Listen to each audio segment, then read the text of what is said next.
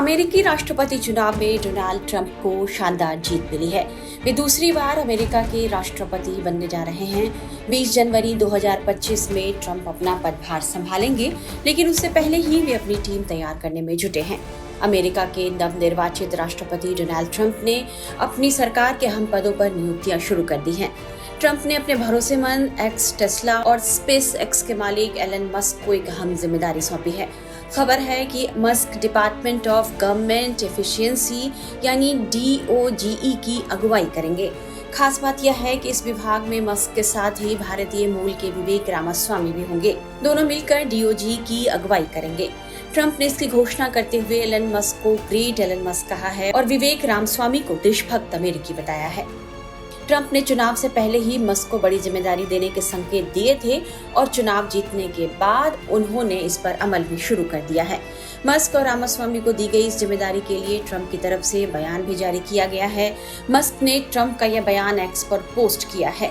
जारी बयान में कहा गया है कि साथ मिलकर दोनों बेहतरीन अमेरिकी मेरे प्रशासन के लिए सरकारी नौकरशाही को खत्म करने, गैर जरूरी विनियमों को कम करने, फिजूल खर्ची में कटौती करने और फेडरल एजेंसियों को पुनर्गठित करने का रास्ता तैयार करेंगे। आपको बता दें कि मस्क के साथ ये हम जिम्मेदारी निभाने वाले विवेक रामास्वामी को पहले विदेश मंत्री बनाए जाने की संभावना थी।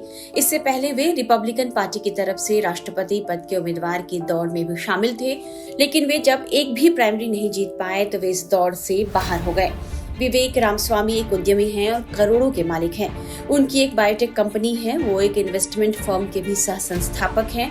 फोर्ब्स के मुताबिक विवेक रामास्वामी की कुल संपत्ति $63 करोड़ की है। विवेक रामास्वामी का परिवार बहुत पहले केरल से अमेरिका जाकर बस गया था। उनके पिता इंजीनियर थे और उनकी मां ने अमेरिका में एक मनोचिकित्सक के तौर पर काम किया। ट्रंप प्रशासन में इतनी अहम जिम्मेदारी मिलने पर रामास्वामी ने कहा है कि वह इस काम को नरमी से नहीं करेंगे। यानी विवेक रामास्वामी ने संकेत दे दिया है कि उन्हें जो जिम्मेदारी मिली है उसे वो आक्रामकता से पूरा करने वाले हैं, जैसा कि ट्रंप चाहते भी हैं। विवेक लंबे समय से कई सरकारी विभागों और एजेंसियों को बंद करने की वकालत करते रहे हैं। वहीं मस्क ने भी कहा है कि यह सिस्टम में हलचल मचा देगा और उन लोगों के लिए चिंता भी बढ़ा देगा जो सरकार में फिजूल खर्च में शामिल हैं, और ऐसे कई लोग हैं। उन्होंने एक फोटो भी पोस्ट किया है और लिखा है डिपार्टमेंट ऑफ गवर्नमेंट एफिशिएंसी या DOGE का आइडिया ट्रंप का है। उन्होंने नई आर्थिक योजना के हिस्से के तौर पर सितंबर में गवर्नमेंट एफिशिएंसी कमीशन गठित करने का प्रस्ताव रखा था।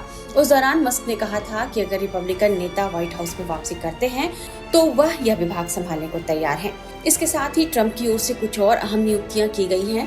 फ्लोरिडा के सांसद माइकल वॉल्ट्ज अमेरिका के राष्ट्रीय सुरक्षा सलाहकार बनने जा रहे हैं और सीनेटर मार्को रूबियो को विदेश मंत्री बनाया जा सकता है। माइक वॉल्ट्ज 2019 से अमेरिकी संसद के सदस्य हैं और ट्रंप के कट्टर समर्थक हैं। वॉल्ट्ज को चीन का कट्टर आलोचक तो भारत का बड़ा समर्थक भी माना जाता है। वह ताइवान को लेकर चीन के रुख पर विरोध जता चुके हैं। माना जा रहा है कि उनके आने से बनने से चीन की कारोबार से लेकर डिफेंस तक हर मोर्चे पर टेंशन बढ़ने वाली है। अपनी नियुक्ति को लेकर वॉल्ट्ज ने क्या प्रतिक्रिया दी है, ये हम आपको सुनाते हैं।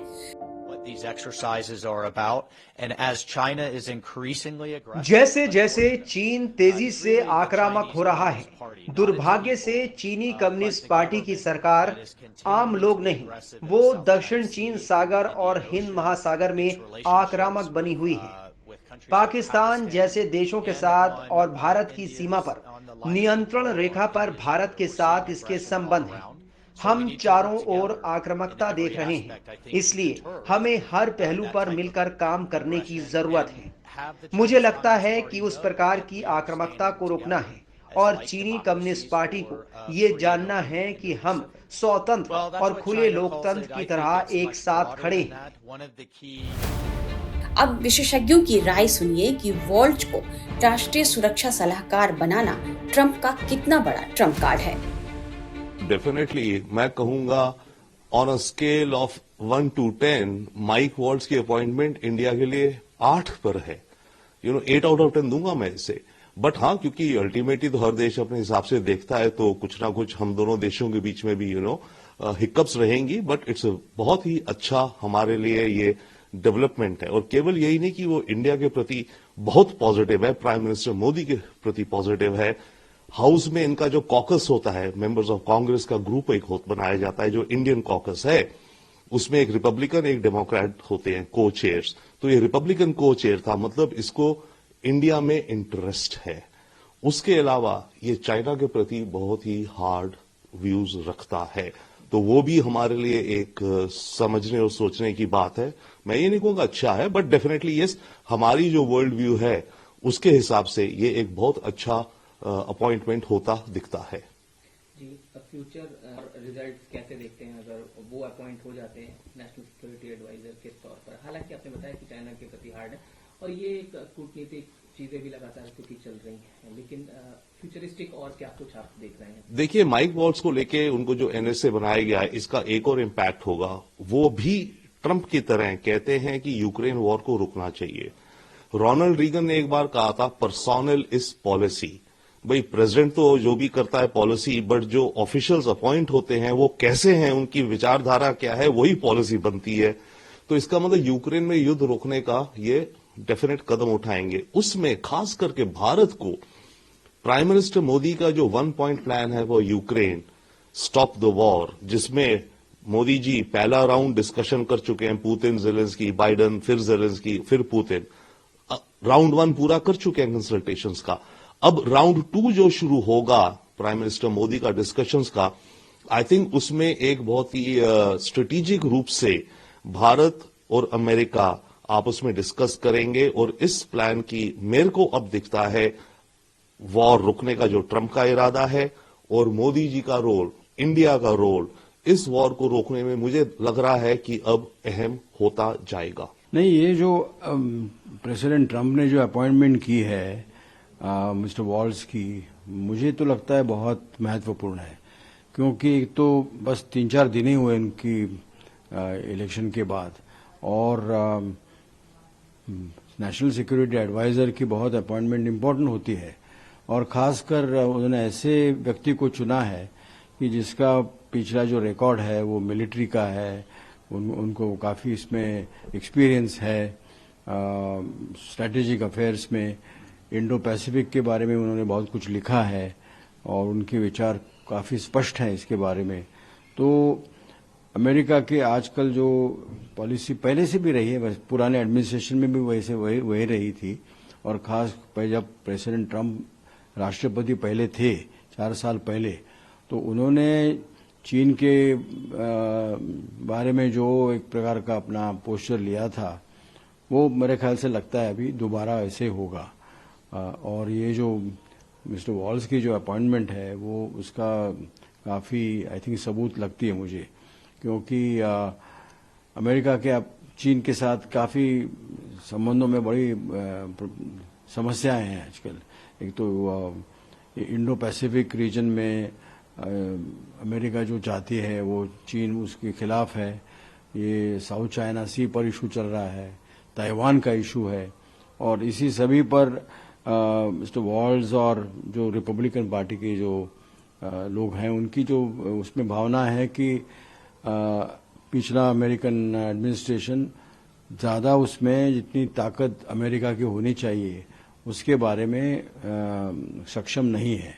तो इसलिए अब अगर वो चाहते हैं कि यूक्रेन का और अभी जो गाज़ा में इजराइल का जो वॉर चल रहा है वो जितनी जल्दी ख़त्म हो जाए, वो ख़त्म करके इंडो पैसिफिक पर ज़्यादा ध्यान दे, प्रायोरिटी उस पर दे दे अमेरिकन एडमिनिस्ट्रेशन। और जैसे पहले उन्होंने पिछले अपने कार्यकाल में प्रेसिडेंट ट्रंप ने क्वाड का निर्माण जब हुआ तो उस समय वो राष्ट्रपति थे, तो भारत तो उसमें सदस्य है ऑस्ट्रेलिया, जापान के साथ, अमेरिका, और तो मुझे तो लगता है कि इंडो पैसिफिक पर अगर उनकी प्रायोरिटी रहेगी, उन पर ज़्यादा वो जोर देंगे तो हमारे लिए अच्छा है, क्योंकि भारत ये इंडो पैसिफिक जो पॉलिसी है अमेरिका की उसका एक बहुत बड़ा हिस्सा है, और अमेरिका भारत के ऊपर भी बहुत चाहती है। और हमारा भी चीन के साथ जो संबंध, जैसे वो तो अभी जो हुआ है लाइन ऑफ एक्चुअल कंट्रोल पर कुछ एग्रीमेंट हुआ है, तो उसके देखते हैं अभी कैसे चलता है, मगर वो उसमें भी अमेरिका का सहकार्य हमें बहुत ज़रूरी होता है। और इसलिए अभी अगर ये मिस्टर वॉल्स जो जिनका चाइना के संबंध में अपना एक तजुर्बा है और जैसे विचार हैं, वो तो भारत के लिए मेरे ख्याल से पॉजिटिव रहेंगे। वॉल्ट का एनएसए बनना चीन के लिए चिंता का सबब इसलिए माना जा रहा है क्योंकि चीन की सबसे बड़ी आलोचकों में से वे एक हैं। 2016 में जब डोनाल्ड ट्रंप पहली बार राष्ट्रपति बने थे, उस समय सीनेटर के तौर पर वॉल्ट ने चीन पर भारी टैरिफ लगाने के ट्रंप के बयानों का पुरजोर समर्थन किया था। वॉल्ट ऐसी नीतियों की वकालत करते हैं जो चीनी मैन्युफैक्चरिंग पर अमेरिका की निर्भरता कम कर दे और अमेरिकी टेक्नोलॉजी सुरक्षित रहे। ऐसे में समझा जा रहा है कि वॉल्ट की नियुक्ति हर मोर्चे पर चीन के लिए परेशानी पैदा कर सकती है। वॉल्ट को एनएसए बनाने से यह साफ है कि ट्रंप का यह स्पष्ट संकेत है कि उनके दूसरे कार्यकाल में अमेरिका और चीन के संबंध कैसे होने वाले हैं।